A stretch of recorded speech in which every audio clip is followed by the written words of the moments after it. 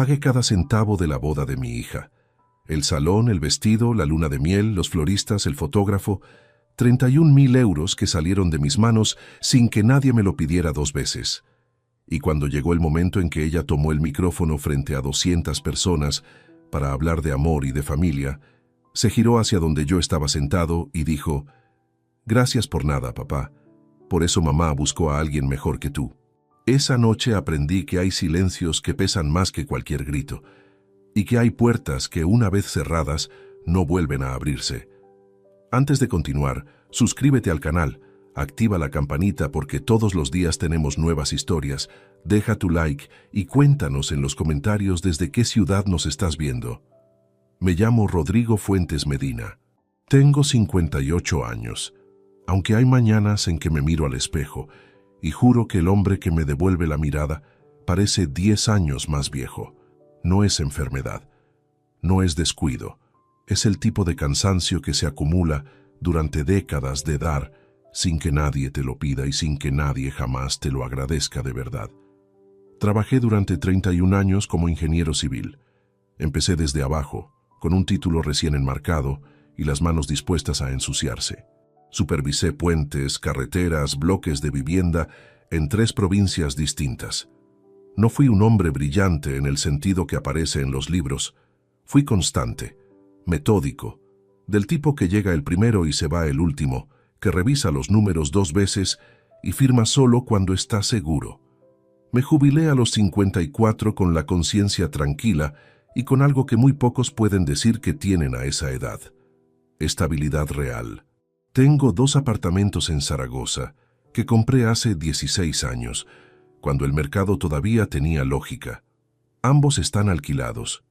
Entre los 2 me generan 1.120 euros al mes. Sumado a mi pensión de jubilación, vivo sin apreturas. No con lujo, pero sin apreturas. Eso importa entenderlo porque más adelante alguien va a intentar convencerte de que lo que hice fue un sacrificio insostenible. No lo fue. Fue una elección. Y hay una diferencia enorme entre las 2 cosas. Me casé con Begoña Ortega Suárez el 14 de junio de 1991. Ella tenía 27 años y yo 22. Era bonita de esa manera tranquila que no te golpea de entrada, pero que con el tiempo se te mete dentro sin que lo notes. Nos conocimos en casa de un amigo común en Zaragoza, en una cena que yo no quería ir y a la que fui solo porque Tomás Navarro, mi mejor amigo desde la universidad, me insistió hasta el cansancio. Tomás. 60 años, contador, el tipo más leal que he conocido en mi vida. El hombre que contesta el teléfono a las 11 de la noche sin preguntar primero si es urgente. Pero de él hablaré después. Con Begoña tuvimos a Natalia. Natalia Fuentes Ortega. Nació el 3 de septiembre de 1994.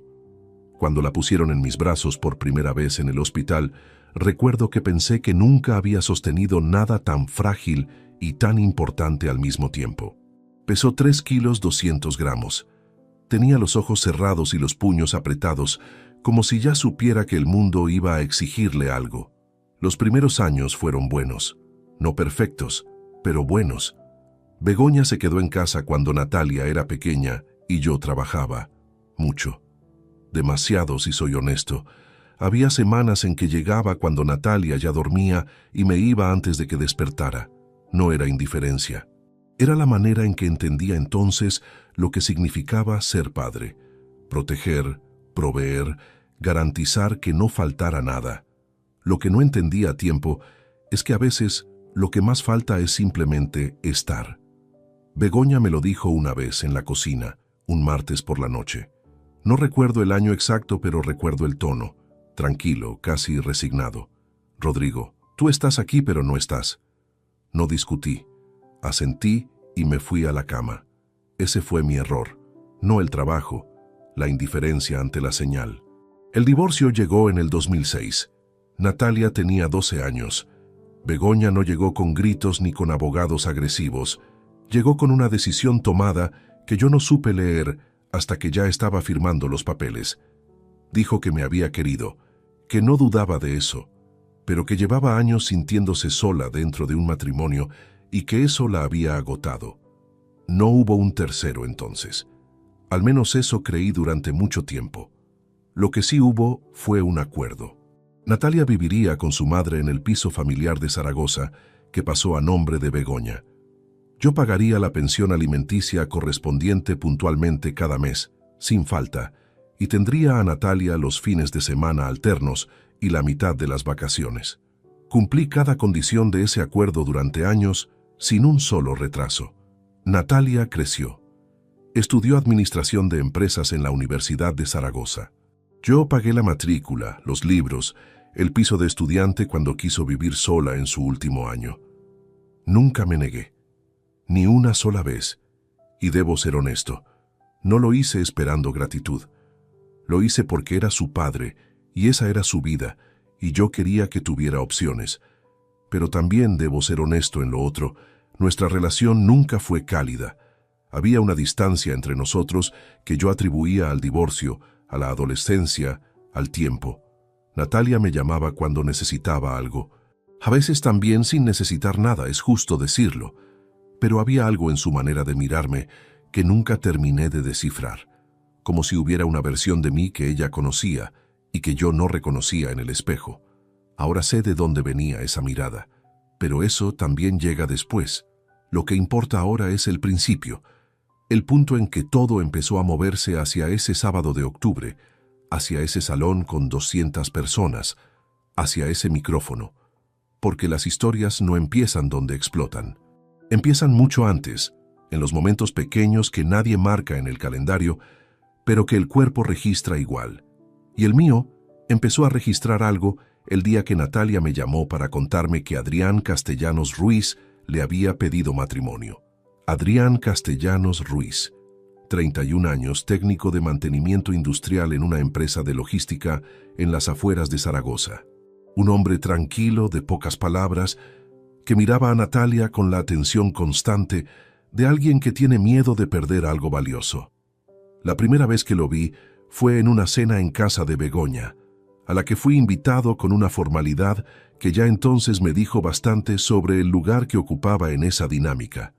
Me estrechó la mano con firmeza, me llamó señor Fuentes, y no volvió a dirigirme la palabra en toda la noche, salvo para responder lo que yo le preguntaba directamente. No le guardé rencor por eso. Era joven, estaba nervioso, y Natalia no le había puesto fácil la situación, porque en ningún momento de aquella cena hizo el gesto de acercarme a la conversación principal. Yo era un invitado en la historia de mi propia hija, y lo supe antes de que terminara el primer plato. La llamada en que me contó del compromiso fue un jueves por la tarde. Recuerdo que estaba revisando unos documentos de la comunidad de vecinos del apartamento de la calle Bilbao cuando sonó el teléfono. Su voz tenía una energía distinta, más alta, más rápida. «Papá, Adrián me pidió matrimonio anoche. Dijimos que sí». Sonreí. Le dije que me alegraba. Le pregunté si eran felices. Dijo que sí. Hubo un silencio de 2 o 3 segundos que en ese momento no supe leer, y luego añadió: «Oye, que la boda va a ser grande. Mamá dice que hay que buscar salón cuanto antes». Ahí estaba, no en las palabras, en el orden de las palabras. No me preguntó si podía ayudar. Me informó de que habría boda y de que había prisa, y la mención a Begoña en ese contexto, tan inmediata, tan natural, me dijo sin decirme nada que las conversaciones importantes ya habían ocurrido antes de que yo descolgara el teléfono. Aún así, no dudé. Le dije que me enviara presupuestos y que habláramos esa misma semana. Quedamos en un café el sábado siguiente, los tres, Natalia, Adrián y yo. Begoña no vino, o no la invitaron o eligió no venir. Nunca lo aclaré. En esa reunión, Natalia llegó con una carpeta, organizada, con separadores de colores, con nombres de proveedores y cifras preliminares. Me la puso encima de la mesa con la naturalidad de quien entrega un informe a un cliente. Le eché un vistazo. El presupuesto total rondaba los 28.000 euros en su versión más ajustada. Salón de eventos en las afueras de Zaragoza, capacidad para 200 personas, catering incluido. Vestido en un atelier del centro. Fotógrafo y videógrafo, flores y decoración, música en directo durante la cena, ¿Y la luna de miel?, pregunté. Natalia dudó medio segundo. Lisboa, 5 noches. Ya encontré el hotel. Son unos 3.000 euros más. Asentí. Saqué mi bolígrafo y fui marcando cada partida. Al final del café el número total era de 31.000 euros. Lo dije en voz alta para que quedara claro. Natalia asintió. Adrián miraba la mesa. Le dije a Natalia que cubriría todo, que los pagos los haría directamente a cada proveedor para tener el control y los justificantes, y que ella solo tenía que pasarme los datos de contacto. Me miró un momento con algo que podría haber sido sorpresa o alivio, o las dos cosas mezcladas. Dijo: «Gracias, papá». 2 palabras, secas, sin calor, como quien confirma la recepción de un correo electrónico. Me dije que era el estrés de la organización, que cuando llegara el día estaría diferente. Lo que vino después fueron 6 meses de transferencias, llamadas a proveedores y confirmaciones de reserva. Pagué el salón en 2 plazos, el vestido en uno solo, porque el atelier no admitía fraccionamientos por encima de cierta cantidad. El fotógrafo pidió el 50% por adelantado y el resto 3 semanas antes del evento. Cada vez que completaba un pago, le enviaba a Natalia el justificante por mensaje. La respuesta era siempre la misma: un OK o un recibido. Una vez, solo una, añadió un gracias sin punto final. Durante esos 6 meses, Begoña y Natalia se reunían cada semana para tomar decisiones. Lo sé porque Natalia me lo contaba, no para incluirme, sino para informarme de lo que ya habían decidido. El color de la decoración floral, blanco roto con detalles en verde salvia. El menú, entrantes de temporada, pescado y carne, postre con tarta de 3 pisos, la distribución de mesas, la lista de canciones para el momento del baile. Cada detalle estaba resuelto cuando llegaba a mis oídos. Hubo un almuerzo en marzo, un restaurante del centro, los 3, Natalia, Begoña y yo. Ocasión inusual, porque Begoña y yo no compartíamos mesa con frecuencia desde el divorcio. Fue Natalia quien lo propuso. Dijo que quería tenerlos a los 2 al mismo tiempo para hablar de los últimos detalles. Me pareció razonable. Durante el almuerzo, Begoña llevó la conversación con la fluidez de quien conoce el terreno. Habló del salón de los tiempos, de los familiares que vendrían de fuera. Yo escuchaba, hacía preguntas cuando había espacio, tomaba nota mentalmente. En un momento dado, cuando comenté que me gustaría sentarme cerca del altar para ver bien la ceremonia, Natalia respondió sin levantar la vista del plato: «Es que ya está organizada la distribución, papá. Tú estarás bien ubicado, no te preocupes». Begoña tomó un sorbo de agua sin decir nada. Después, cuando el camarero trajo la cuenta, Natalia dijo con la misma naturalidad de siempre: «Papá, ¿la pillas tú?». La pagué, 47 euros. Y mientras firmaba el recibo, pensé que llevaba meses pagando cosas sin que nadie me preguntara si quería hacerlo. Era un hecho dado, una función asignada. No dije nada. Guardé la tarjeta, dejé propina y salí a la calle con ellas como si todo estuviera bien, porque entonces todavía creía que lo estaba. Hay un tipo de invisibilidad que no duele de golpe. Se instala despacio, como la humedad en las paredes, sin que nadie la declare ni nadie la niegue. Simplemente está. Y un día te das cuenta de que llevas meses siendo el hombre que firma los cheques en una historia donde los demás tienen nombre y tú tienes función. Eso fue lo que ocurrió durante los preparativos del casamiento de Natalia. Julio fue el mes en que empecé a notarlo con más claridad.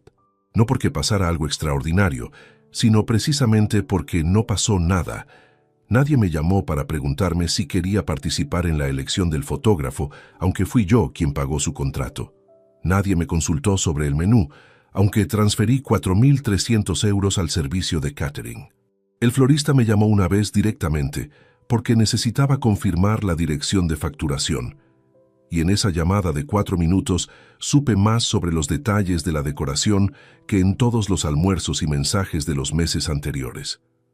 Le mencioné a Natalia que me gustaría conocer al fotógrafo antes del día de la boda. No para imponer nada, solo para tener una cara, un nombre, saber con quién iba a estar mi hija durante uno de los días más importantes de su vida. Natalia respondió por mensaje 3 horas después. Ya está todo hablado con él, papá. No hace falta que te molestes. No hace falta que te molestes. Guardé el teléfono y salí a caminar por el paseo del Ebro durante 40 minutos. No por rabia, por necesidad de aire. Tomás, cuando le conté eso por teléfono esa noche, tardó un momento en responder. Luego dijo en voz baja: «Rodrigo, eso no es estrés de preparativos. Eso es otra cosa». No le pregunté qué quería decir. En el fondo ya lo sabía. Solo que nombrar las cosas les da un peso que a veces uno prefiere no cargar todavía.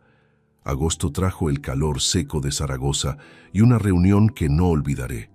Natalia me llamó para pedirme que pasara por casa de Begoña, que necesitaban confirmar conmigo los últimos detalles del protocolo de la ceremonia. Fui un miércoles por la tarde. La casa olía a café recién hecho y a ese ambientador de vainilla que Begoña usaba desde que yo la conocía. Algunos olores tienen memoria propia. Estaban sentadas en la mesa del comedor con papeles extendidos y el ordenador abierto. Me ofrecieron café. Lo acepté. Me senté frente a ellas como si fuera una junta a la que me habían convocado como oyente externo. Begoña llevó la reunión con eficiencia. Habló de los tiempos de la ceremonia, de quién entraría primero al salón, de los discursos. Cuando llegó al punto de los discursos, dijo que habría 3 intervenciones: Adrián, la madre del novio, y Natalia. Anoté mentalmente. Esperé. Nadie añadió mi nombre a esa lista. No dije nada en ese momento. Tomé un sorbo de café y pregunté sobre el orden de entrada al salón. Begoña explicó que la familia del novio entraría primero, luego los invitados generales, luego ella acompañando a Natalia hasta el altar. Me miró un segundo al decir eso, como evaluando si iba a objetar. No objeté. Le pregunté en qué mesa estaría ubicado. Consultó una hoja, señaló con el dedo. Mesa 7. La mesa 7 estaba en el plano en el extremo izquierdo del salón, a unos 12 metros del altar. La mesa principal, donde estarían Natalia, Adrián, Begoña y los padres del novio, estaba al frente, elevada sobre una tarima pequeña. Doblé el plano con cuidado, lo metí en el bolsillo interior de mi chaqueta y dije que estaba bien. Begoña asintió y pasó al siguiente punto del orden del día. Natalia no levantó la vista de la pantalla del ordenador. Cuando me levanté para marcharme, recogí mi taza y la llevé a la cocina. Ese gesto pequeño, sin importancia, me hizo sentir de pronto que llevaba décadas siendo un hombre que recoge su propia taza en casas donde tendría que ser el invitado de honor. En el ascensor, camino abajo, me vi en el espejo de metal pulido que había en la cabina. Traje oscuro de verano, corbata aflojada, el plano doblado en el bolsillo. Un hombre perfectamente presentable al que nadie había incluido en los discursos de la boda que él mismo había financiado. Septiembre llegó con la cuenta atrás. Faltan 3 semanas. Faltan 2. Faltan 10 días. Natalia me enviaba actualizaciones por mensaje con esa regularidad mecánica que tienen los recordatorios automáticos. Yo respondía. Confirmé mi asistencia por escrito cuando me lo pidieron, como si fuera un invitado más que hubiera recibido una tarjeta en el correo. Hubo un detalle más. Pequeño pero preciso. Un sábado de finales de septiembre, Natalia me llamó para pedirme que adelantara el último pago al salón porque el coordinador del evento necesitaba cerrar los números antes de fecha. Eran 3.200 euros. Le hice la transferencia esa misma tarde. Me envió el justificante de recepción del salón y añadió: «Perfecto. Oye, mamá dice que si puedes ir vestido de gris oscuro para que combine con la paleta de colores de la decoración». Me quedé mirando el mensaje durante varios segundos. No era una petición descortés, era razonable incluso, pero venía de Begoña, a través de Natalia, sobre cómo debía vestirme yo en la boda de mi hija, en un evento que yo había pagado íntegramente para que combinara con una decoración que habían elegido sin consultarme. Respondí: «De acuerdo», y fui al armario a buscar el traje gris que tenía desde hacía 4 años y que apenas había usado. La noche anterior a la boda no dormí bien. No era nerviosismo en el sentido festivo de la palabra. Era algo más parecido a la tensión de quien sabe que va a entrar en un espacio donde no termina de encajar, pero va igualmente porque el amor propio todavía no ha aprendido a protegerse de ciertas lealtades. Me levanté a las 6:40 de la mañana, preparé café, me lo tomé solo, de pie frente a la ventana, viendo amanecer sobre los tejados de Zaragoza. Y pensé que al día siguiente todo habría pasado ya, que la boda sería un recuerdo, que las cosas volverían a su ritmo normal. No tenía ni idea de lo que estaba a punto de ocurrir. El día de la boda amaneció con ese cielo limpio y frío que tiene Zaragoza en octubre, cuando el verano ya se ha ido del todo pero el invierno todavía no ha decidido instalarse. Eran las 9:15 de la mañana cuando terminé de anudarme la corbata frente al espejo del dormitorio. Traje gris oscuro, camisa blanca, zapatos negros recién lustrados. Me miré un momento más de lo necesario, no por vanidad, por algo parecido a la necesidad de reconocerme antes de entrar a un lugar donde sabía que iba a sentirme extraño. Llegué al salón de eventos a las 12:15. Se llamaba Jardines de Montalbán, un complejo en las afueras de Zaragoza con una fachada de piedra clara y una entrada flanqueada por cipreses recortados. Lo había visto en fotos durante meses, en los presupuestos, en los correos del coordinador. Era la primera vez que lo veía en persona. El aparcamiento ya tenía coches, familias que se saludaban con besos y comentarios sobre el frío, niños con trajes incómodos, señoras mayores con bolsos de mano que no encajaban con sus zapatos de tacón. Esa mezcla específica de humanidad que solo se da en las bodas y en los entierros, donde la gente se reencuentra con versiones anteriores de sí misma y finge que el tiempo no ha pasado. Entré solo. Un joven con chaleco negro me recibió en la puerta y me pidió mi nombre para ubicarme. Le dije Rodrigo Fuentes y lo busqué en una lista impresa. Señaló hacia el interior con una sonrisa profesional. Seguí el pasillo hasta el salón principal y me detuve un segundo en el umbral. Era hermoso. Tengo que reconocerlo aunque me cueste. Las flores blancas y verde salvia caían desde los centros de mesa con una elegancia contenida. La luz entraba por los ventanales laterales y rebotaba en la cristalería. El olor era una mezcla de flores frescas, madera pulida y ese perfume colectivo indefinible que tienen los espacios cuando se llenan de gente bien vestida. Alguien había trabajado con cuidado en cada detalle de ese lugar. Alguien que no había sido yo, aunque mi dinero estuviera en cada centímetro de tela y en cada tallo de flor. Encontré la mesa 7 sin necesitar que nadie me guiara. La había memorizado en el plano que Begoña me mostró en agosto. Estaba en el lado izquierdo del salón, efectivamente a unos 12 metros del altar, separada de la mesa principal por 3 hileras de mesas intermedias. Era una mesa para 8 personas. Me senté en el lugar con mi nombre escrito en una tarjetita de cartulina gruesa con letra cursiva. A mi derecha se sentó poco después un primo lejano de Natalia al que había visto 2 veces en mi vida. Un hombre de unos 45 años llamado Sergio Molina Vega que trabajaba en una empresa de transportes en Huesca. Hablamos del tiempo, del trayecto, del frío de octubre. Conversación de relleno, de esa que se sostiene sola sin que nadie tenga que pensar demasiado. Desde mi silla podía ver la mesa principal con claridad suficiente. Begoña llegó 20 minutos después con un vestido burdeos y el pelo recogido. Saludó a varios grupos de invitados con la soltura de quien está en terreno propio. En ningún momento se acercó a la mesa 7. La ceremonia comenzó a la 1 en punto. Natalia entró del brazo de Begoña. No del mío. Nadie me lo había dicho explícitamente. No hubo conversación, no hubo decisión comunicada.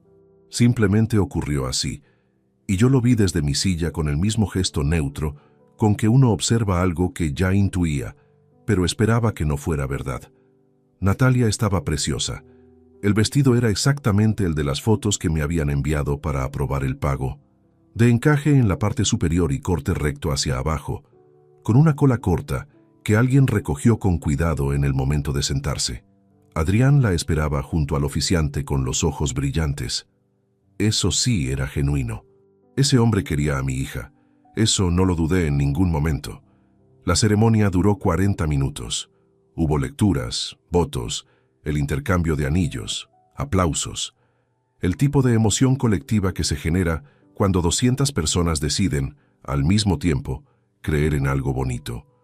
Yo aplaudí también, sonreí cuando correspondía. Nadie me miraba lo suficiente para notar si la sonrisa llegaba a los ojos. El almuerzo empezó pasadas las 2 de la tarde. Los camareros trabajaban con precisión. Los platos salían templados. El vino era correcto. La mesa 7 conversaba sobre cosas que no recuerdo. Comí sin hambre real, por cortesía, por ocupar las manos en algo. A las 4:20, el coordinador del evento se acercó al micrófono para anunciar el momento de los discursos. Dijo que habría 3 intervenciones breves antes de que comenzara el baile. Mencionó los nombres: la madre del novio, el propio Adrián y Natalia. Me acomodé en la silla. Crucé las manos sobre la mesa. El salón fue bajando el volumen de sus conversaciones hasta quedar en ese silencio expectante que precede a los momentos que la gente sabe que va a recordar. La madre de Adrián habló primero. Palabras amables, emocionadas, con alguna lágrima controlada. Luego Adrián, que habló de Natalia con una sencillez que tenía más peso que cualquier discurso elaborado. Dijo que el día que la conoció, supo que iba a ser la persona con quien quería envejecer, y lo dijo mirándola de una manera que hizo que varias mujeres en el salón buscaran sus pañuelos. Aplausos. Más aplausos. Entonces Natalia se levantó, tomó el micrófono con la mano derecha y esperó a que el salón se asentara. Empezó a hablar de amor, de la familia que se elige y de la que se hereda, de lo que significa construir una vida junto a alguien cuando el mundo puede ser complicado. Su voz era firme, segura. La había preparado. Eso era evidente. Yo la escuchaba desde la mesa 7 con una expresión tranquila, orgullosa incluso. Pensé por un momento que quizás me había equivocado en mis interpretaciones de los últimos meses, que quizás al final del discurso habría un reconocimiento, una mención, algo pequeño que indicara que yo existía en esa historia. Entonces Natalia hizo una pausa. Se giró hacia el lado izquierdo del salón, hacia donde yo estaba sentado. Y el salón, sin saber por qué todavía, guardó silencio. Hay momentos en la vida que el cerebro graba con una fidelidad que no tiene explicación racional. No el conjunto, no el ambiente general, sino los detalles microscópicos, el color exacto de la luz en ese instante, el sonido preciso del silencio cuando 200 personas dejan de respirar al mismo tiempo, el peso específico de una mirada que todavía no ha dicho nada, pero que ya lo ha dicho todo. Natalia me miró desde el micrófono durante quizás 2 segundos antes de hablar. 2 segundos, que en mi memoria duran mucho más. Tenía el mentón ligeramente levantado. La mano izquierda sujetaba el borde de la mesa principal. El vestido de encaje captaba la luz de los focos del techo y hacía que pareciera estar de pie en el centro de algo más grande que una boda. Era mi hija. Tenía 29 años. Y en ese momento no reconocí en su expresión nada de la niña que había sostenido en brazos en aquel hospital de Zaragoza. Dijo, y luego está mi padre. El salón procesó esa frase con la lentitud de quien espera que venga algo emotivo. Algunas personas giraron la cabeza hacia la mesa 7. Yo mantuve la expresión tranquila, las manos sobre el mantel, la copa de vino a medio terminar a mi derecha. Natalia continuó. Mi padre, Rodrigo, el hombre que estuvo tan ocupado construyendo puentes y carreteras para otros que nunca tuvo tiempo de construir nada con nosotras. Hizo una pausa breve, calculada. El hombre que pagaba las facturas y creía que eso era suficiente para llamarse padre. El silencio del salón cambió de textura. Ya no era expectación, era incomodidad. El tipo de incomodidad colectiva que surge cuando algo privado explota en un espacio público y nadie sabe dónde mirar. Yo no aparté los ojos de ella. Natalia siguió hablando con una calma que debió de costarle ensayar. Hoy, en el día más importante de mi vida, quiero ser honesta, porque creo que la honestidad es la base de cualquier relación que valga la pena. Y la verdad es que crecí preguntándome por qué mi padre nunca estaba. ¿Por qué las reuniones del colegio las llevaba mamá sola? ¿Por qué cuando me rompí el brazo con 12 años, tardó 3 días en aparecer? Otra pausa. Tardé mucho tiempo en entender que no era culpa mía, que simplemente había cosas más importantes. Escuché un murmullo en algún punto del salón. Alguien carraspeó. La madre de Adrián, en la mesa principal, tenía la vista fija en su plato. Adrián miraba a Natalia con una expresión que no era de apoyo ni de desaprobación. Era de alguien que está viendo algo que no esperaba y no sabe todavía cómo catalogarlo. Yo seguía sin moverme. Natalia respiró. Cuando volvió a hablar, su voz tenía un filo distinto, más directo, como si las palabras anteriores hubieran sido el calentamiento y esto fuera el verdadero propósito. Así que, papá, desde aquí, delante de toda esta gente que nos quiere, quiero decirte algo que llevo años guardando. Levantó ligeramente el micrófono. Gracias por nada. Por eso mamá buscó a alguien mejor que tú. El salón quedó en un silencio tan absoluto que escuché el sonido del aire acondicionado en el techo. Esa última frase no era un desahogo espontáneo, era una sentencia construida. Gracias por nada. Podría haber sido rabia adolescente mal gestionada, el tipo de herida que se dice sin pensar y que después se lamenta. Pero la segunda parte, por eso mamá buscó a alguien mejor que tú, era otra cosa, era información.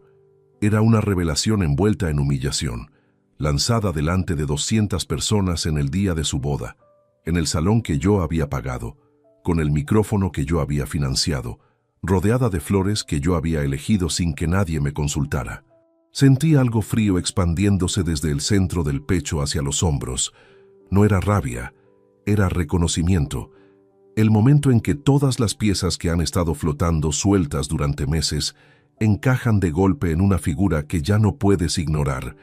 Begoña había buscado a alguien. Eso era lo que Natalia había dicho, no como metáfora, como hecho. ¿Cuándo? ¿Durante cuánto tiempo?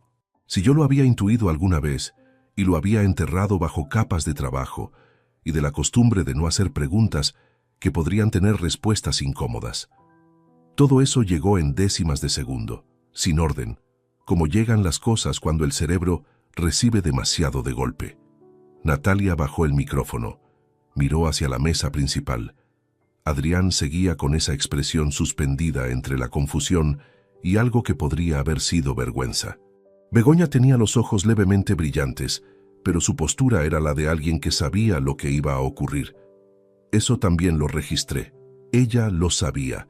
En algún momento, en alguna de esas reuniones semanales en las que elegían colores de flores y canciones para el baile, ese discurso había sido comentado, quizás no palabra por palabra, quizás solo en su intención general, pero Begoña sabía que su hija iba a hacer eso y no dijo nada. No me llamó, no me preparó, no intervino. El coordinador del evento se acercó con discreción al micrófono. Natalia se lo entregó y volvió a su silla. El coordinador dijo algo sobre el baile, sobre la música, sobre el siguiente momento de la tarde. Su voz tenía el tono forzadamente animado de alguien intentando rellenar un silencio que pesa demasiado. Yo desplacé la silla hacia atrás con cuidado, sin ruido. Cogí la servilleta de tela del regazo, la doblé en 4 con la misma precisión con que doblaba los planos de obra cuando terminaba una jornada, y la coloqué encima del plato. Tomé el paletó del respaldo de la silla. Me lo puse despacio, comprobé que los botones estuvieran alineados. Sergio Molina, el primo de Huesca, me miró desde el lado derecho sin saber qué decir, no dije nada tampoco. Le hice un gesto breve con la cabeza, el tipo de gesto que no significa nada concreto, pero que en ese contexto significaba todo. Y caminé hacia la salida. Pasos regulares, espalda recta, sin mirar hacia la mesa principal, sin detenerme cuando escuché que alguien susurraba algo a mi paso, sin acelerar cuando sentí que el salón entero, o al menos una parte de él, era consciente de cada uno de mis movimientos. La puerta principal del salón era de madera oscura con manillas de latón. La empujé con la palma de la mano. El aire frío de octubre me golpeó en la cara en cuanto salí al exterior. Me detuve un momento bajo los cipreses de la entrada. No volví a entrar. El aparcamiento de los jardines de Montalbán estaba casi vacío a esa hora. La mayoría de los coches llegaron antes de la ceremonia y sus dueños seguían dentro, en ese salón iluminado del que yo acababa de salir. Caminé entre las filas de vehículos con las manos en los bolsillos del paletó, sin prisa, escuchando el sonido de mis propios pasos sobre el asfalto. Encontré el coche al fondo, junto a una hilera de arbustos bajos que delimitaban el perímetro del aparcamiento, un Seat León gris de 7 años que conocía cada ruido. Me senté al volante sin arrancar, cerré la puerta. Y en ese silencio hermético que tienen los coches cuando se cierra el mundo afuera, me permití, por primera vez desde que Natalia tomó el micrófono, soltar la tensión que había mantenido en el cuerpo durante los últimos 20 minutos. No grité, no golpeé el volante. Apoyé los codos sobre él, hundí la frente entre los antebrazos y respiré. Respiré de esa manera lenta y forzada que se usa cuando el cuerpo quiere hacer algo que la mente todavía no autoriza. Pensé en la niña de 3 kilos 200 gramos con los puños apretados. Pensé en los fines de semana alternos durante años, en las matrículas universitarias, en el piso de estudiante, en la carpeta con separadores de colores que Natalia puso sobre la mesa de aquel café, como si me estuviera entregando un expediente a gestionar. Pensé en gracias por nada, y entonces pensé en la segunda parte. Por eso mamá buscó a alguien mejor que tú. Eso no era una herida de hija. Eso era munición de otra procedencia, cargada durante años y disparada en el momento de mayor audiencia posible. 200 personas. Micrófono abierto. Día irrepetible. El escenario más calculado que existe para destruir a alguien sin levantar la mano. Estuve en el coche quizás 25 minutos. En algún punto, sin haberlo decidido conscientemente, saqué el teléfono y llamé a Tomás. Descolgó al segundo tono. ¿Qué ha pasado? Su voz tenía esa calidad directa que tienen las personas que te conocen lo suficiente para saber que si llamas en un momento así es porque algo se ha roto. Le conté. No con dramatismo, con la misma precisión con que siempre contaba las cosas, qué dijo, cuándo, delante de quién, en qué tono. Tomás escuchó sin interrumpir. Cuando terminé, hubo una pausa de varios segundos. ¿Estás bien? Estoy en el coche. ¿Vas a volver a entrar? No. Otra pausa. ¿Dónde estás exactamente? Le di el nombre del complejo y la calle. Tomás dijo que en 40 minutos podía estar allí si lo necesitaba. Le dije que no era necesario, que iba a conducir un rato y que luego iría a casa. Me dijo que le llamara cuando llegara. Le prometí que lo haría. Antes de colgar añadió en voz muy baja: Rodrigo, lo que hizo no tiene nombre, pero ahora mismo lo único que importa es que tú estés bien. Lo demás puede esperar. Lo demás puede esperar. Arranqué el coche y salí del aparcamiento sin saber exactamente hacia dónde iba. Tomé la carretera de vuelta hacia Zaragoza y conduje durante un rato sin rumbo fijo, por esas carreteras secundarias que bordean los campos antes de llegar a la ciudad, donde hay poca luz y menos tráfico, y uno puede pensar sin que nada lo interrumpa. La tarde había cerrado del todo para cuando entré en la ciudad. Las farolas encendidas, los bares con gente en las terrazas a pesar del frío, la vida normal de un sábado de octubre que para todo el mundo era exactamente lo que parecía. Solo para mí era otra cosa. Aparqué frente a mi edificio. Me quedé un momento mirando la fachada. Cuarto piso, ventanas oscuras, la maceta de geranios que había puesto en el balcón en primavera y que para octubre ya estaba seca porque nadie la había regado lo suficiente. Me pregunté en qué momento había dejado de notar esas cosas. Subí, entré, encendí solo la luz de la cocina y puse agua a calentar. No para café, para tener algo en lo que ocupar las manos. Mientras esperaba, me apoyé en la encimera y por primera vez desde que salí del salón dejé que la emoción llegara completa, sin filtros. No fue un llanto de rabia, fue algo más profundo y más tranquilo, de esas lágrimas que salen cuando el cuerpo procesa algo que la mente ya ha entendido, pero que el pecho todavía necesita terminar de creer. Lloré por la niña que Natalia había sido, por los fines de semana que sí habíamos tenido, pocos y a veces torpes pero reales, por las tardes en que la había llevado al colegio y ella me contaba cosas del patio con una energía que yo intentaba seguir aunque llegara agotado del trabajo, por los años que no estuve cuando debería haber estado, y eso sí era mío. Esa deuda era genuina y nunca la había negado. Pero también lloré por algo distinto, por la claridad brutal de haber entendido, de golpe, que aquella distancia que yo atribuía al divorcio y al tiempo no había crecido sola, había sido cultivada, regada con pequeñas versiones de mí que no eran del todo mentira, pero que tampoco eran del todo verdad. Y Natalia, que fue niña durante eso, había crecido creyendo esa versión porque era la única que le dieron. Eso no la absolvía de lo que había hecho esa tarde. Era adulta, tenía 29 años y criterio suficiente para saber que hay cosas que no se dicen delante de 200 personas en el micrófono de la propia boda.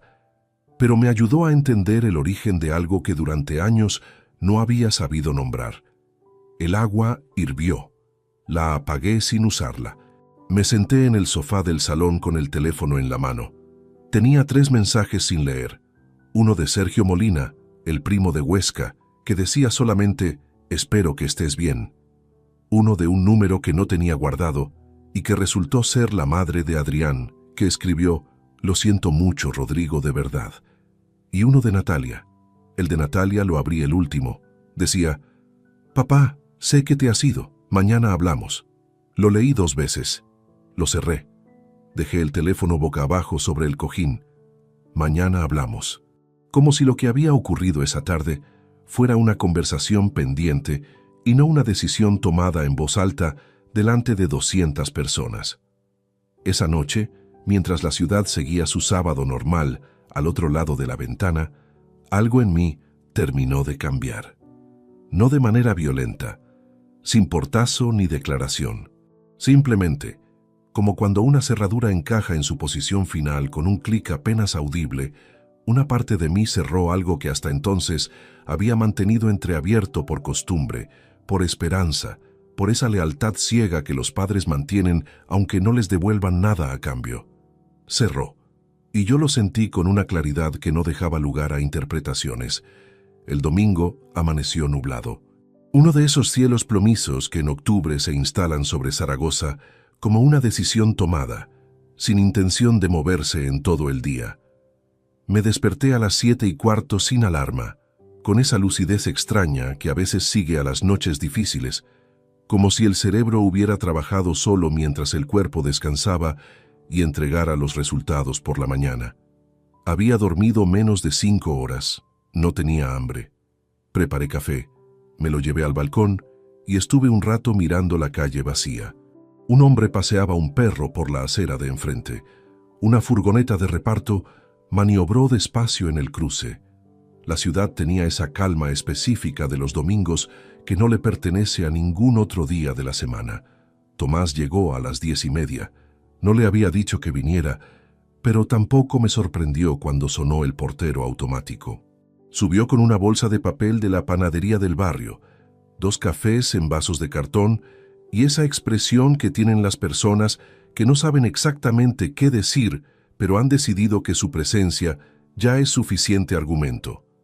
Nos sentamos en la mesa de la cocina. Él puso los cafés y los bollos. Yo no toqué nada durante los primeros minutos. Le conté lo que no le había contado por teléfono la noche anterior. No solo el discurso, todo lo que había estado acumulando sin nombrarlo. El almuerzo de marzo, la mesa 7, el plano de distribución que nadie me explicó hasta que lo vi con mis propios ojos en casa de Begoña, los meses de transferencias recibidas con un OK sin calor, la petición de que vistiera de gris para combinar con la decoración. Se lo conté en orden, como se cuentan las cosas cuando ya no hay razón para proteger a nadie de la imagen completa. Tomás escuchó con los codos sobre la mesa y la mirada fija en el café. Cuando terminé, estuvo callado un momento. ¿Cuánto tiempo llevas viendo estas cosas y sin decirle nada a nadie? Meses, quizás más. ¿Y qué pensabas que iba a pasar? No era una crítica, era una pregunta real, de esas que Tomás hacía cuando quería que yo mismo encontrara la respuesta en lugar de dársela a él. Pensaba que el día de la boda cambiaría algo, que habría algún gesto. Hice una pausa. Me equivoqué. Tomás asintió despacio. Luego dijo algo que llevó grabado desde entonces, con la precisión de una fecha en una escritura. Rodrigo, tú no fallaste como padre por trabajar demasiado. Fallaste por no marcharte antes de una dinámica que te trataba como un recurso, y eso tiene arreglo, pero tiene que empezar hoy. No respondí de inmediato. Cogí el café, lo sostuve entre las manos y dejé que el calor del vaso me llegara a los dedos. ¿Qué vas a hacer con el mensaje de Natalia?, preguntó. Todavía no lo sé. ¿Y con Begoña? Tampoco. Tomás no insistió. Esa era una de las cualidades que más valoraba en él. Sabía cuándo dejar de preguntar. Se terminó el café, dejó el vaso en la encimera y me dijo que se quedaba un rato si lo necesitaba o que se iba si prefería estar solo. Le dije que se quedara, pero que no hacía falta hablar más de lo mismo. Asintió. Puso la radio en voz baja, un programa de música que ninguno de los dos escuchaba de verdad, y durante una hora larga simplemente estuvimos en la misma cocina sin que nadie tuviera que decir nada importante. Cuando Tomás se fue, pasado el mediodía, me quedé sentado frente a la mesa vacía durante varios minutos. La bolsa de la panadería seguía ahí, con el bollo que no había tocado. Lo envolví, lo metí en la nevera por hacer algo con las manos y luego fui al dormitorio. Saqué del armario la chaqueta del traje gris, la colgué en la silla del escritorio. La miré un momento, ese traje que me habían pedido que usara para que combinara con los centros de mesa. El traje de un hombre al que habían asignado un color y una mesa y una función, y que había cumplido todas sin quejarse hasta que ya no quedaba nada que cumplir. Empecé a pensar con una frialdad que me sorprendió a mí mismo. No en Natalia, no en Begoña, en mí, en lo que había construido durante 58 años y en lo que era realmente mío, de una manera que nadie pudiera discutir ni reclamar ni usar como argumento en un discurso de boda. Los 2 apartamentos, la pensión, los ahorros acumulados durante décadas de trabajo constante, el testamento que había firmado hacía 4 años y que en ese momento recogía a Natalia como beneficiaria principal, el seguro de vida que llevaba el mismo nombre desde que ella nació, la transferencia mensual de 600 euros que hacía discretamente desde hacía años a una cuenta a su nombre, dinero que ella usaba sin comentarlo nunca, como si llegara solo, como si el dinero tuviera esa costumbre por cuenta propia. 600 euros mensuales durante 9 años. Calculé mentalmente mientras miraba el traje gris. 64.800 euros en total, sin un solo gracias que recordara, sin una sola mención.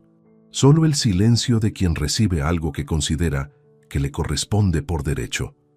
No tomé ninguna decisión en voz alta ese domingo, no llamé a ningún abogado, no escribí ningún mensaje, pero algo en la arquitectura de lo que iba a venir empezó a tomar forma con la misma metodología con que yo siempre había trabajado, revisando los cimientos antes de mover ninguna pieza visible. A las 6 de la tarde, Natalia llamó.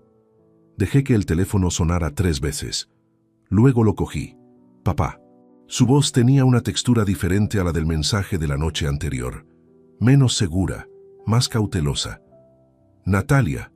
Silencio breve. Ayer me dejé llevar. Hay cosas que llevo mucho tiempo sintiendo y supongo que no fue el momento ni la manera. Escuché esa frase con atención. No era una disculpa, era una explicación.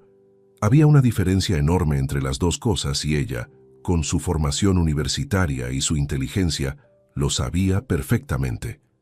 Entiendo, dije. ¿Podemos hablar esta semana? Cuando quieras. ¿Estás bien? Estoy bien. Hubo otra pausa. Luego, gracias por haber ido, papá. Por todo lo de la boda.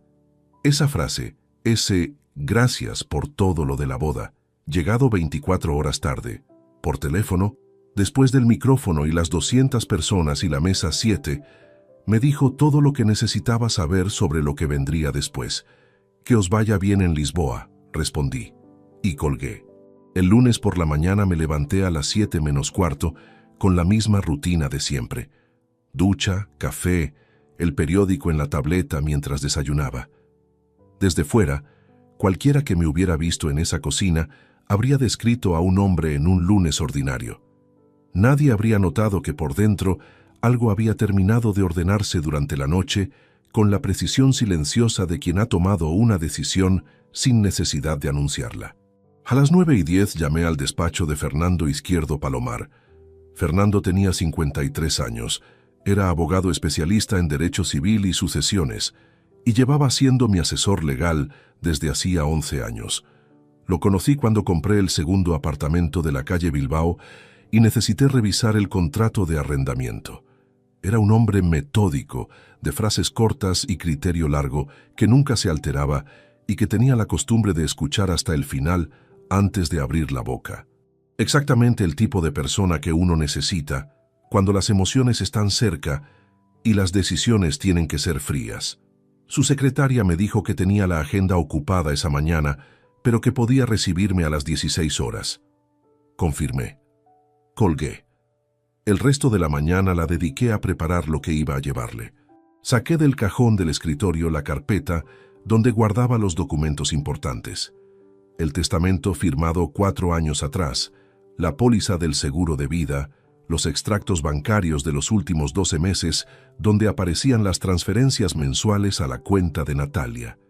Los extendí sobre la mesa del salón y los revisé uno por uno con la misma atención con que revisaba los planos de obra antes de firmarlos. El testamento era claro.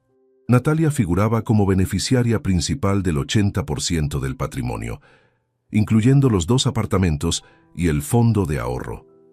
El 20% restante iba destinado a una asociación de ingeniería civil que colaboraba con proyectos de infraestructura en zonas rurales, una cláusula que había añadido por convicción propia y de la que nunca le había hablado a nadie. La póliza del seguro de vida recogía el mismo nombre como beneficiaria única. Natalia Fuentes Ortega. 240.000 euros de cobertura.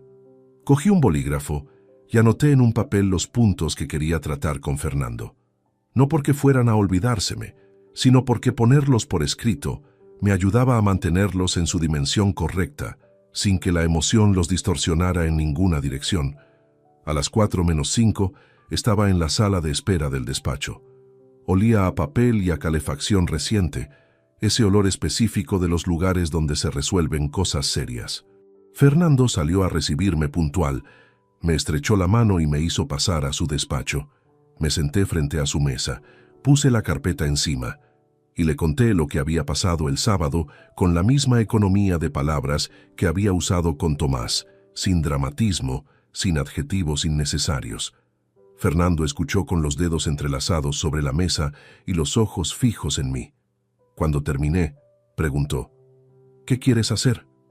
Le dije que quería modificar el testamento, que Natalia dejara de figurar como beneficiaria principal, que los 2 apartamentos y el fondo de ahorro pasaran íntegramente a la Asociación de Ingeniería Civil que ya constaba en el documento, con la posibilidad de añadir alguna otra entidad similar si él lo consideraba conveniente desde el punto de vista fiscal. Fernando asintió despacio. Es tu derecho absoluto. ¿Quieres mantenerla con alguna participación menor o retirarla completamente? Completamente, lo anotó. ¿Y el seguro de vida? Cambiar el beneficiario. Quiero que pase a nombre de Tomás Navarro Gil, con instrucción expresa de que destine el importe a su criterio entre las personas o causas que considere oportunas. Confío en su juicio. Fernando levantó una ceja levemente, no de desaprobación, sino de quien registra un detalle inusual. De acuerdo, lo redactamos así. El trámite del testamento llevaría unos días.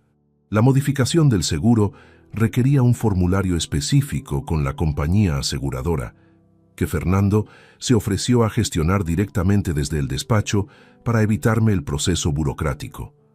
Le di los datos de la póliza y firmé la autorización correspondiente. Antes de levantarme, saqué los extractos bancarios y le mostré las transferencias mensuales. Esto también quiero cancelarlo. ¿Hay alguna implicación legal en detener una transferencia voluntaria no documentada como obligación? Fernando revisó los extractos un momento.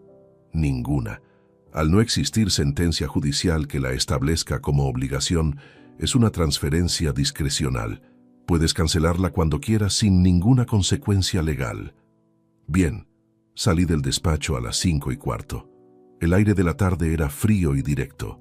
Caminé hasta el coche sin apresurarme, con las manos en los bolsillos del abrigo y la carpeta bajo el brazo. Esa misma noche, desde el ordenador de casa, entré en la banca digital y cancelé la transferencia programada.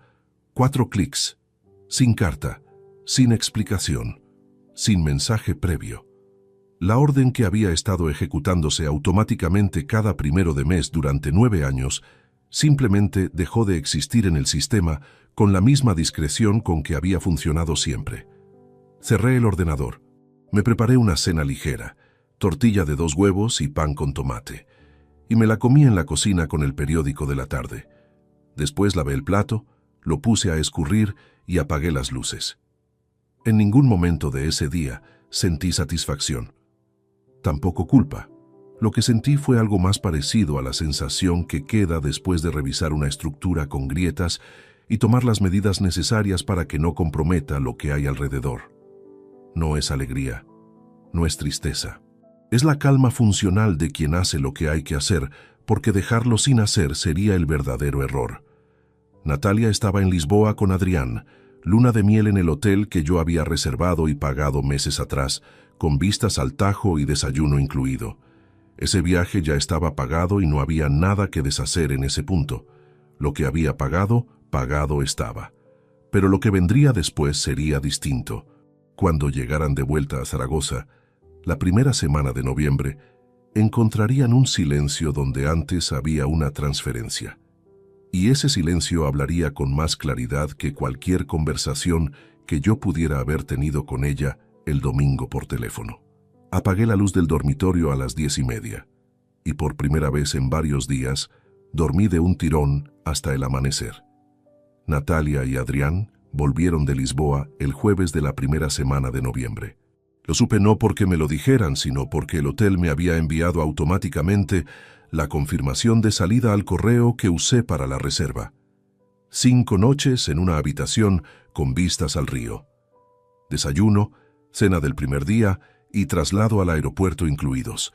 Todo correcto, todo consumido, todo pagado desde hacía meses. Pasó el jueves, pasó el viernes, pasó el fin de semana completo. El lunes por la mañana, a las 10:15, sonó el teléfono. Estaba revisando unos documentos de la comunidad de propietarios del apartamento de la calle Miguel Servet cuando vi el nombre en la pantalla. Lo dejé sonar 2 veces. Luego respondí: «Papá». La voz de Natalia tenía una tensión contenida que reconocí de inmediato. No era la voz del domingo después de la boda, cautelosa y tanteando el terreno.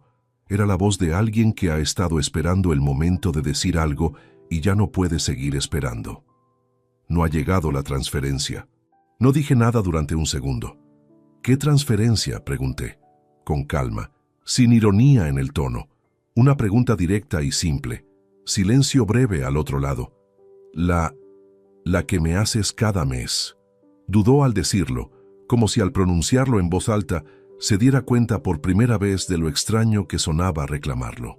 «Ah», dije, y no añadí nada más. Otro silencio. Más largo esta vez. «¿Ha pasado algo con el banco?». Su voz había bajado medio tono. Ya no era tensión lo que transmitía. Era algo más parecido a la incomodidad de quien empieza a entender que la conversación no va a ir por donde esperaba. «No ha pasado nada con el banco». Pausa. «Entonces, ¿por qué no ha llegado?». Apoyé el codo en el escritorio y miré por la ventana. El cielo de noviembre sobre Zaragoza era de ese gris uniforme que no anuncia lluvia, pero tampoco promete nada mejor. En la calle, un hombre mayor cruzaba despacio con una bolsa de la compra en cada mano. «Natalia», dije con el mismo tono con que habría explicado un cálculo estructural a un estudiante de primer año, sin prisa y sin condescendencia. Esa transferencia era voluntaria. No figuraba en ningún acuerdo. No estaba documentada como obligación. Y nunca fue discutida ni mencionada entre nosotros en 9 años. La cancelé hace 2 semanas. El silencio que siguió tuvo una duración que no soy capaz de medir con exactitud. Fue el tipo de silencio que ocupa espacio físico. Cuando habló, su voz había cambiado completamente. ¿La cancelaste? ¿Por qué? Creo que los dos sabemos por qué. Papá, yo te expliqué que me dejé llevar ese día, que hay cosas que llevo tiempo. Natalia. La interrumpí con suavidad, sin elevar la voz. Escúchame un momento. Se detuvo. El 3 de octubre, en los jardines de Montalbán, delante de 200 personas, tomaste un micrófono y dijiste que yo había sido un padre que no valía nada, que por eso tu madre buscó a alguien mejor. Hice una pausa breve. Eso no fue un momento de debilidad ni un impulso mal gestionado. Fue una decisión. Llevaba preparación, y tú lo sabes tan bien como yo. No fue exactamente, las palabras exactas las recuerdo perfectamente, cada una. No lo dije con rabia, lo dije con la misma precisión con que uno cita un contrato. Y las 200 personas que estaban en ese salón también las recuerdan. Natalia no respondió de inmediato. Escuché al fondo el sonido leve de algo moviéndose. Una silla, quizás, como si estuviera buscando una posición diferente para una conversación que claramente no estaba yendo como había imaginado. ¿Y el seguro?, preguntó finalmente. La pregunta me dijo que había estado revisando más cosas que la transferencia mensual. También está modificado. Otro silencio. ¿Y el testamento? También. Escuché que respiraba. Una respiración larga, de las que se hacen cuando el cuerpo necesita procesar algo que la cabeza todavía no ha terminado de aceptar. Papá, no puedes simplemente. Puedo. La interrumpí con la misma calma de antes. Es mi patrimonio. Lo construí durante 31 años de trabajo. Tengo pleno derecho legal a decidir qué hago con él. Fernando Izquierdo lo ha gestionado todo correctamente. Si tienes dudas sobre los aspectos legales, puedes consultarlo con tu propio abogado. El nombre del abogado la dejó sin argumento inmediato. Entendió que no había sido una decisión tomada en un momento de rabia nocturna. Había sido un proceso, con despacho, con firma, con documentación. ¿Esto es un castigo? Su voz tenía ahora una textura distinta, menos defensiva, algo más parecido a la genuina confusión de quien creía conocer las reglas de una dinámica y acaba de descubrir que han cambiado. Consideré la pregunta con seriedad antes de responder. No, dije finalmente. Un castigo implicaría que espero que cambies algo para revertirlo. No espero nada. Son consecuencias. Hay una diferencia. Natalia tardó varios segundos en hablar. Cuando lo hizo, su voz tenía una fisura que no había estado antes en la conversación. ¿Nunca vas a hablar conmigo de esto? Estoy hablando contigo ahora mismo. Me refiero de verdad, a sentarnos. Si en algún momento sientes que tienes algo real que decir, algo que no sea una explicación de por qué hiciste lo que hiciste, me puedes llamar. Pero no voy a sentarme a escuchar argumentos sobre por qué merezco lo que ocurrió ese sábado. Para eso no tengo tiempo ni interés. Silencio final. Largo. De acuerdo, dijo en voz baja. Cuídate, Natalia. Colgué. Dejé el teléfono sobre el escritorio y volví a los documentos de la comunidad de propietarios que había dejado a medias. Encontré la línea donde lo había dejado y continué leyendo desde ahí, como si la llamada hubiera sido un paréntesis ordinario en una mañana ordinaria. Pero mis manos tardaron unos minutos en dejar de notar el peso de lo que acababa de ocurrir.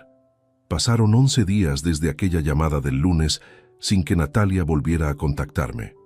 11 días de noviembre con su luz escasa y sus tardes que oscurecen demasiado pronto. Yo mantuve mi rutina sin alteraciones visibles. Revisaba los apartamentos, gestionaba los arrendamientos, salía a caminar por las mañanas, quedaba con Tomás los miércoles para comer en un restaurante del casco viejo donde el arroz con verduras era razonablemente bueno. Y la conversación no requería esfuerzo. No esperaba nada. Esa es la diferencia entre quien actúa desde la rabia y quien actúa desde la claridad. La rabia espera reacción. La claridad simplemente continúa. Fue un miércoles por la tarde, 11 días después, cuando sonó el teléfono con el número de Natalia. Acababa de llegar del restaurante con Tomás y todavía tenía el abrigo puesto cuando lo vi en la pantalla. Lo cogí sin quitarme el abrigo. La voz al otro lado era diferente a todas las versiones anteriores que había escuchado en los últimos meses. No tenía la energía mecánica de los mensajes de confirmación de pagos. No tenía la tensión calculada del discurso de la boda. No tenía la incomodidad defensiva de la llamada sobre la transferencia. Tenía algo más parecido al agotamiento genuino de alguien que ha estado sosteniendo algo pesado durante mucho tiempo y ya no puede seguir haciéndolo. Papá, necesito hablar contigo, de verdad esta vez. Me senté en el sofá sin quitarme el abrigo todavía. Te escucho. Hubo una pausa larga. Cuando empezó a hablar, las palabras salieron con una lentitud que delataba que las había estado organizando durante días. Sé que lo que hice en la boda estuvo mal, no como táctica ni como estrategia.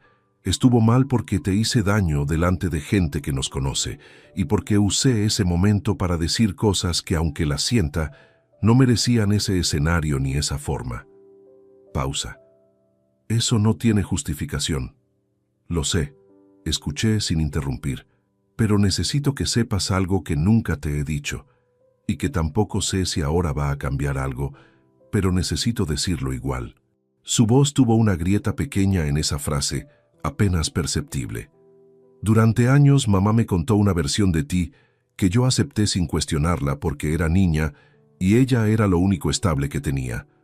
Me contó que te habías ido emocionalmente mucho antes del divorcio, que había un hombre en tu empresa, un compañero tuyo que te cubría cuando llegabas tarde y que tú usabas ese tiempo para estar solo, no con nosotras. Me quedé quieto. Me dijo que el día que me rompí el brazo con 12 años, tú sabías lo que había pasado desde las 3 de la tarde, pero elegiste terminar una reunión antes de ir al hospital. Que llegaste a las 7 porque quisiste, no porque no pudieras antes. Cerré los ojos un momento. Ese día. Lo recordaba con una precisión que no había olvidado en 17 años. La llamada de Begoña a las 3:15, diciéndome que Natalia se había caído en el patio del colegio y que tenían el brazo en urgencias. La reunión con el cliente de la constructora que no podía interrumpirse porque había una firma encima de la mesa que llevaba 4 meses negociándose.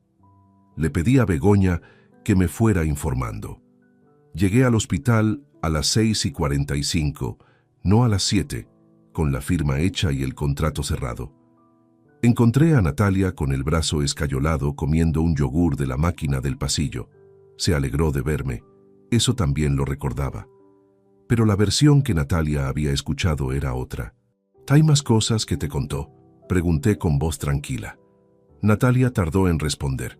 Sí, muchas, durante años. Pequeñas cosas que solas no significaban nada, pero que juntas construían una imagen. Que preferías los viajes de trabajo a los fines de semana con nosotras, que el dinero que mandabas era para lavar la conciencia, no por amor. Que si hubiera dependido de ti, yo habría crecido sin nada. Una pausa. Me lo fue diciendo poco a poco, sin que pareciera un discurso, como quien simplemente recuerda cosas en voz alta. El método más efectivo de todos, pensé. No el ataque frontal, sino la acumulación. La gota que cae siempre en el mismo punto hasta que la piedra cede sin que nadie haya golpeado con fuerza en ningún momento. ¿Y tú le creíste todo? Yo era su hija. Vivía con ella. Tú eras el que no estaba. Lo dijo sin acusación en el tono, como un hecho. No tenía otra versión con la que comparar. Guardé silencio un momento. Luego dije, el día del brazo llegué a las 6:45, no a las 7. Y no terminé esa reunión por indiferencia. La terminé porque el contrato que firmé ese día pagó 2 años de tu colegio privado y el viaje de fin de curso al que fuiste con tus compañeras. No lo dije para ganar un argumento. Lo dije porque era la verdad y porque ella tenía derecho a escucharla al menos una vez. No fui el padre perfecto. Trabajé demasiado y estuve ausente en momentos que importaban. Eso es real y nunca lo he negado. Pero la versión que te construyeron no era completa. Natalia no respondió de inmediato. Cuando lo hizo, su voz era muy baja. Lo sé. Creo que lo he sabido durante un tiempo y no quería mirarlo de frente porque implicaba revisar demasiadas cosas. ¿Por qué me lo dices ahora? Porque Adrián me preguntó esa noche, cuando llegamos al hotel después de la boda, qué había pasado exactamente. Y tuve que explicarle. Y al explicárselo en voz alta, escuchándome a mí misma por primera vez, lo vi desde afuera. Una pausa larga. Me preguntó cuánto había pagado tú de la boda. Se lo dije. Me preguntó si te lo había agradecido bien. No supe qué contestarle. Hubo un silencio entre los dos que no era incómodo.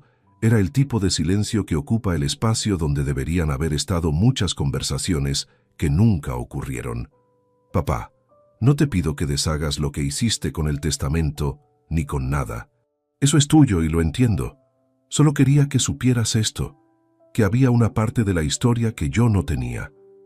Respiré despacio antes de hablar. Te agradezco que me lo hayas dicho, en serio. ¿Podemos? Dudó. ¿Podemos intentar hablar en algún momento? No para negociar nada, solo hablar.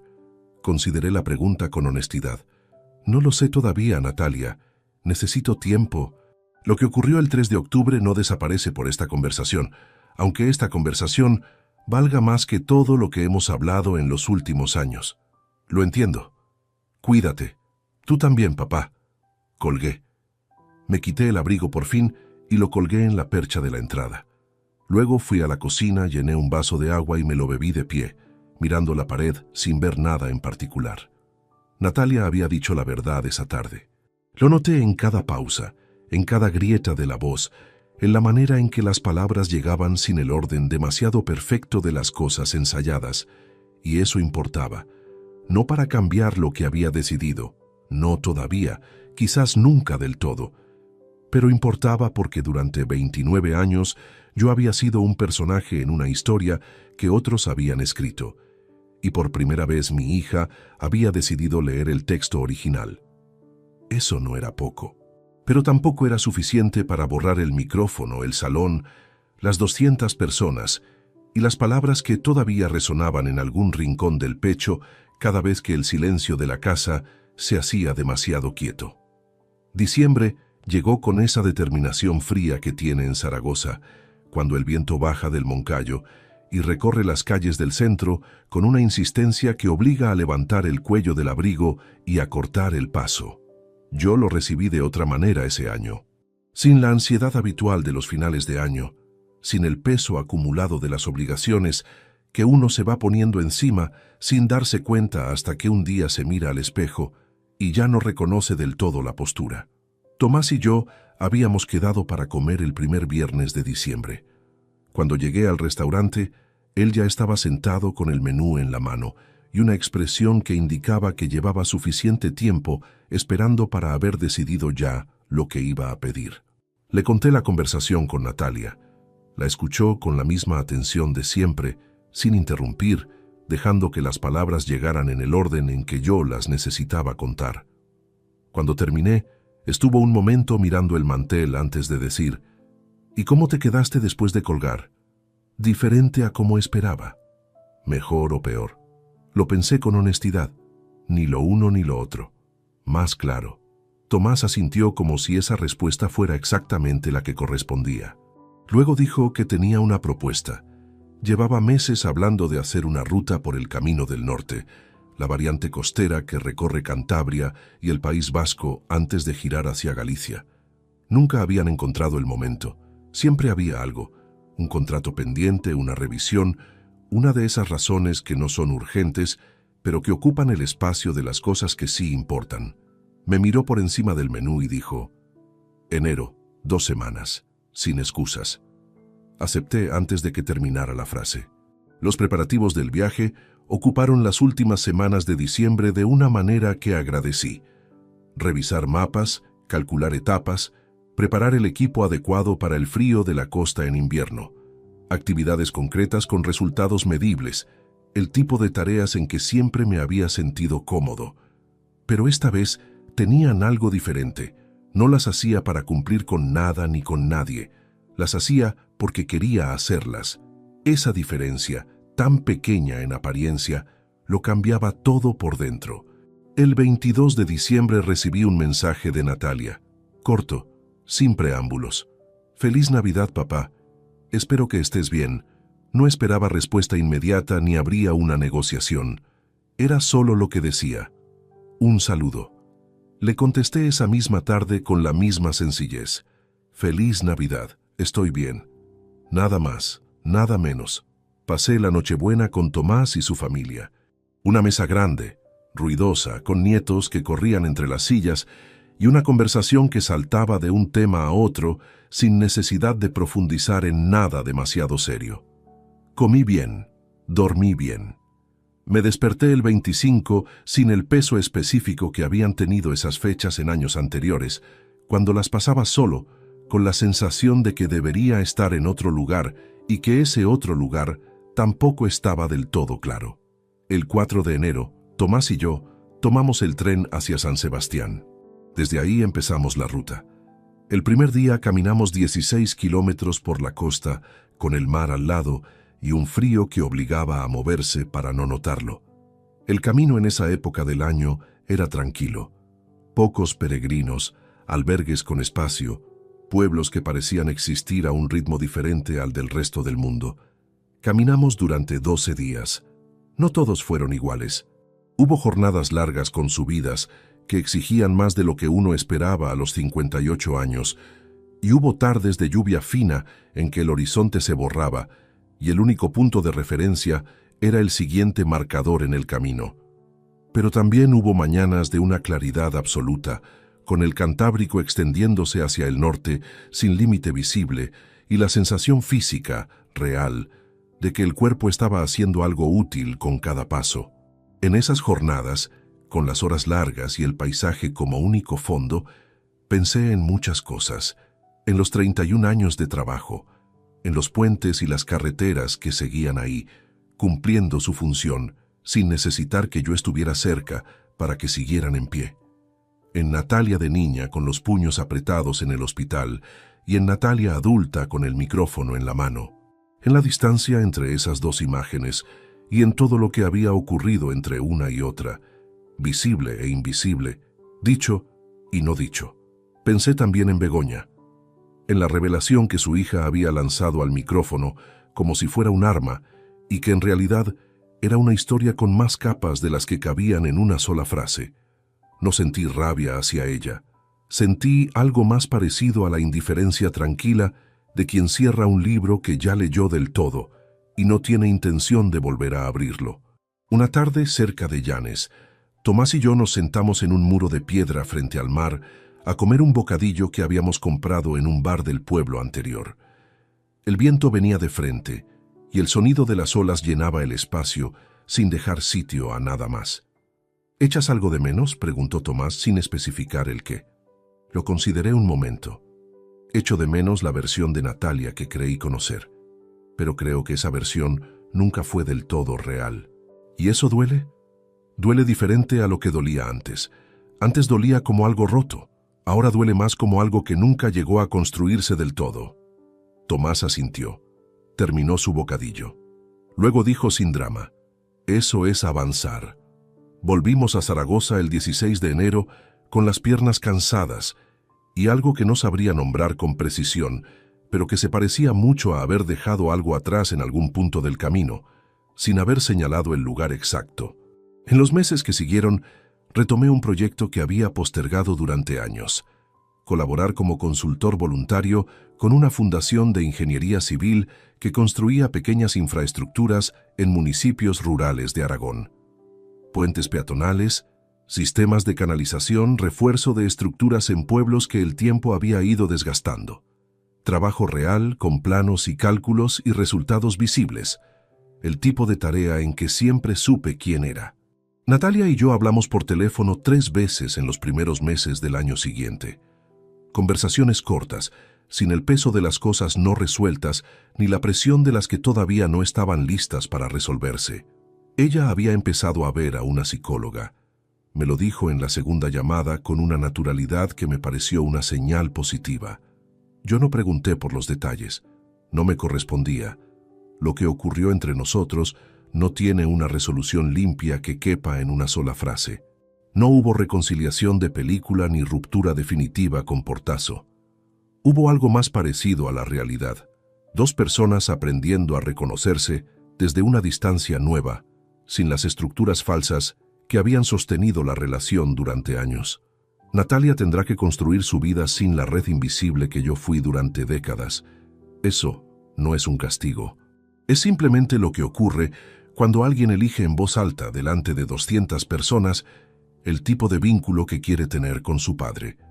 Y yo aprendí, tarde pero con claridad suficiente, que hay una diferencia enorme entre ser necesario y ser valorado. Durante 58 años confundí las dos cosas.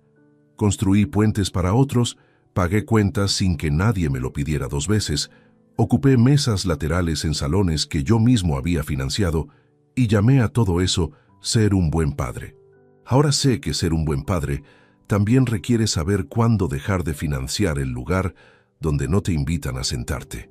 El último día del camino, antes de llegar a la etapa final, crucé un puente pequeño de piedra sobre un río que no aparecía en ningún mapa turístico, sin nombre visible, sin señal, construido por alguien que llevaba mucho tiempo muerto para unir 2 orillas que sin él habrían permanecido separadas. Me detuve en el centro, apoyé las manos en el pretil y miré el agua pasar por debajo. Pensé que alguien lo había construido sin saber cuántas personas lo cruzarían después, ni si alguna de ellas se detendría a mirarlo, y que lo había construido igual. Si te gustó esta historia, dale like al video, suscríbete al canal y comparte tus impresiones en los comentarios. Para escuchar la próxima historia, haz clic en la caja de la izquierda. Gracias por vernos.